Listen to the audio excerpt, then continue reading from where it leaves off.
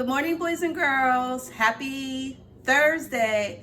I hope you're practicing your social distancing today. I can't wait to see all of the pictures.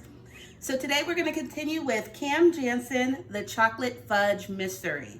And we are going to go on to chapter 4. Remember at the end of chapter 3, they were being chased by someone. Let's see what happens. Cam and Eric stopped running. Cam held Eric's hand and lay slowly turned around. "What are you doing here? I told you that I had to be able to see you from my car at all times." It was Cam's father. "You're standing on someone's private property," he said. "You're not supposed to be here." "Did you see that woman with the dark glasses?" Cam asked. "She looked mysterious to me. She was walking back here, and I just wanted to find out what she was up to.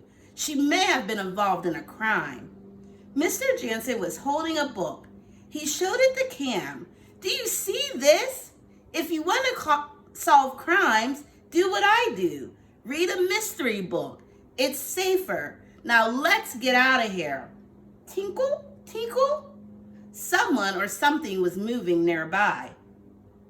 "Watch out!" Eric called. He jumped up to get out of the way of a black and white cat. A small bell was tied around its neck. The cat leaped onto the back porch and poked its head into a cardboard box. "Let's go," Cam's father said. The cat pulled on the box and tipped it over. Containers of milk and juice, a box of super sweet wheats, and a wrapped loaf of bread fell out. The cat bit into the plastic wrapping around the bed.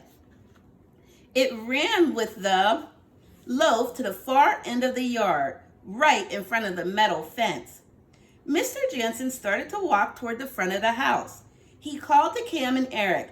"I expect both of you to be following me."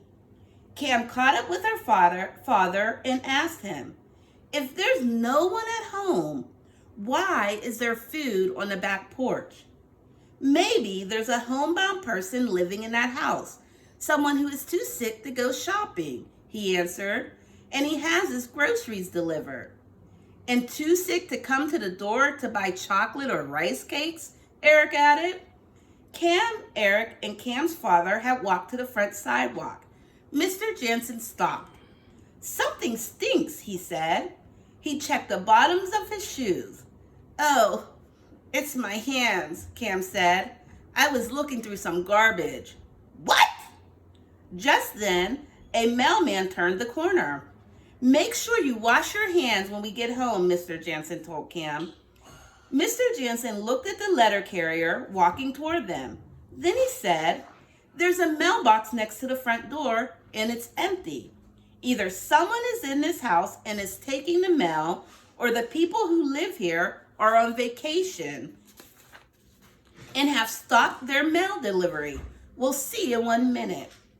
The letter carrier went up to the miller's front walk. He put some letters and a magazine in their box. Then he walked toward the yellow house. Mr. Jansen smiled. "Good afternoon," the letter carrier said as he walked past. He didn't deliver anything to the yellow house. "Well, no one is home," Eric said. He picked up the bag of candy and the rice cakes. "Now, let's raise some money for Ride and Read." Cam stared at the yellow house. "You say no one is home, but there's a box of food on the back porch." Cam looked at the front windows and at the closed curtains hanging inside.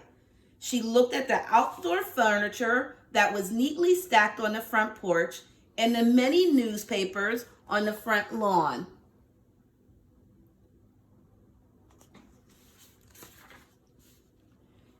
Cam clicked.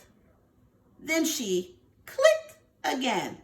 Cam stared at the house for another minute.